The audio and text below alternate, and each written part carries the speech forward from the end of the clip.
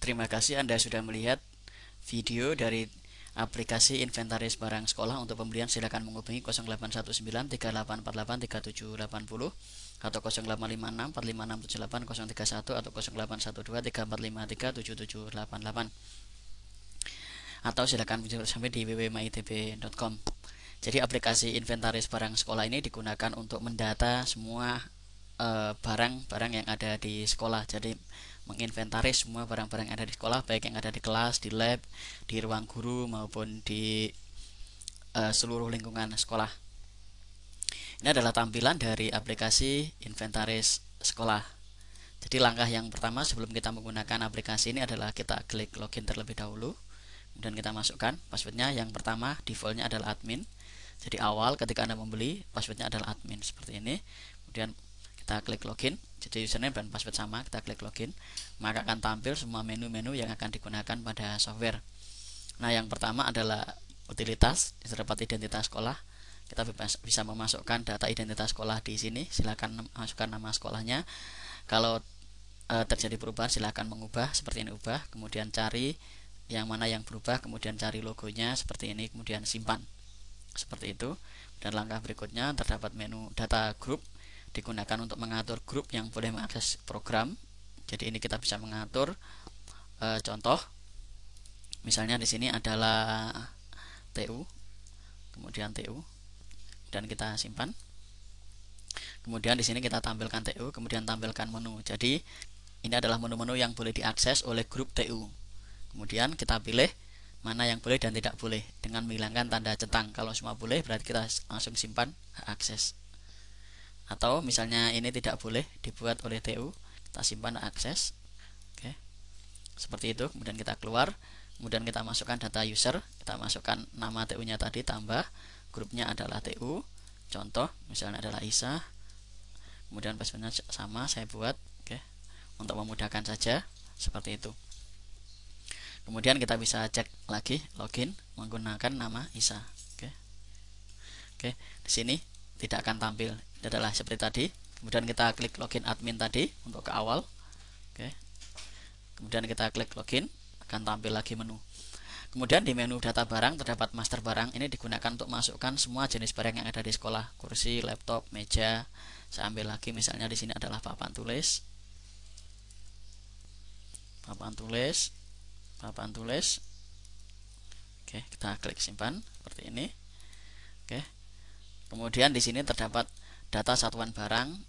Di sini terdapat buah, biji, meter. Kemudian di sini terdapat lagi unit, adalah satuan-satuan. Kalau ada satuan yang lain silakan Anda klik tambah kemudian masukkan di sini. Tuh. Kemudian berikutnya terdapat lokasi barang. Nah, ini lokasi barang misalnya di adalah kelas, kemudian ruang guru, ruang UKS. Ini kita harus detail. Kelas misalnya adalah oke, di sini kelas akan saya ubah. Misalnya kelas 10. Oke. Kelas 10 seperti ini, kemudian saya simpan. Oke.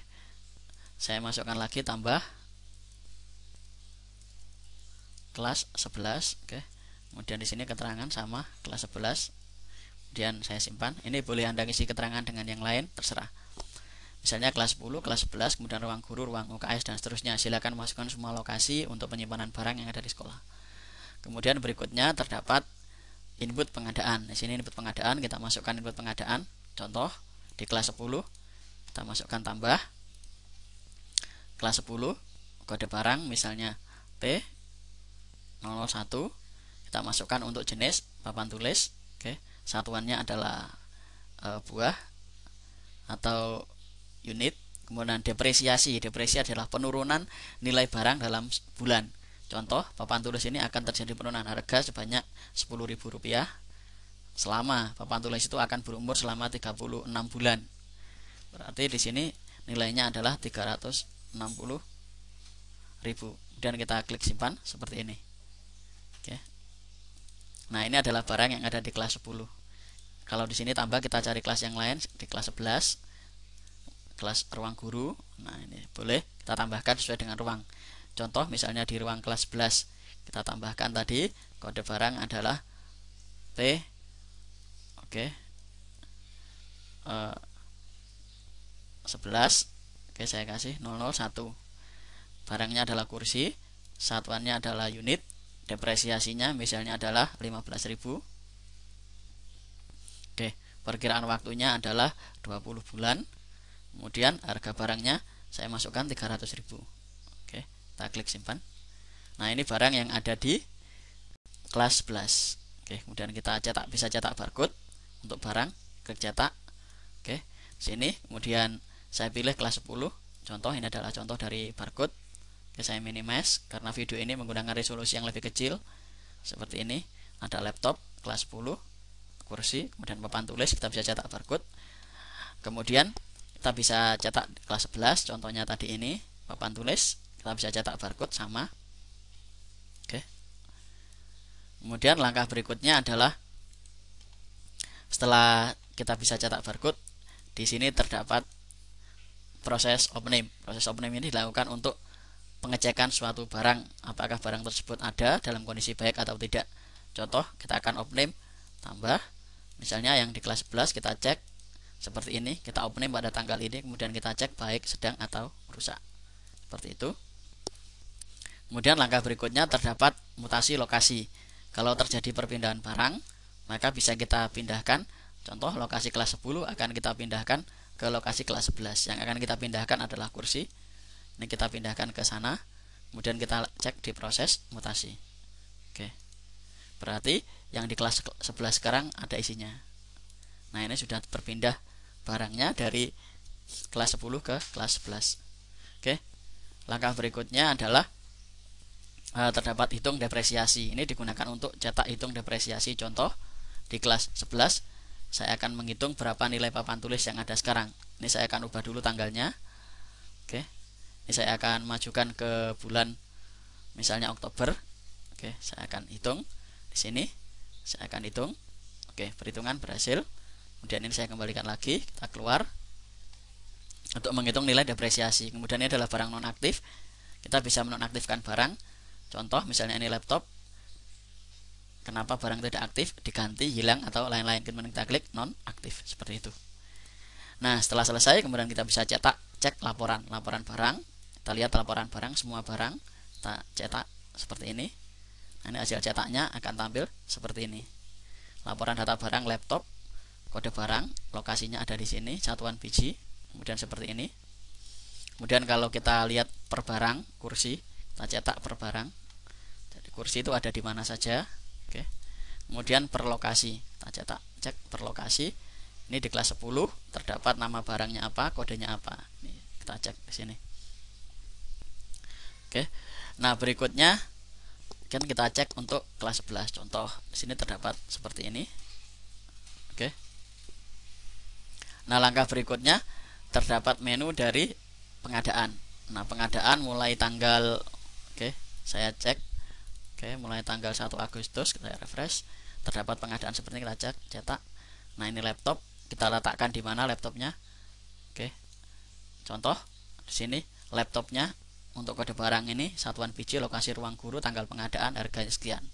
Kode barang, kemudian lokasi, tanggal pengadaan, harganya sekian. Seperti itu.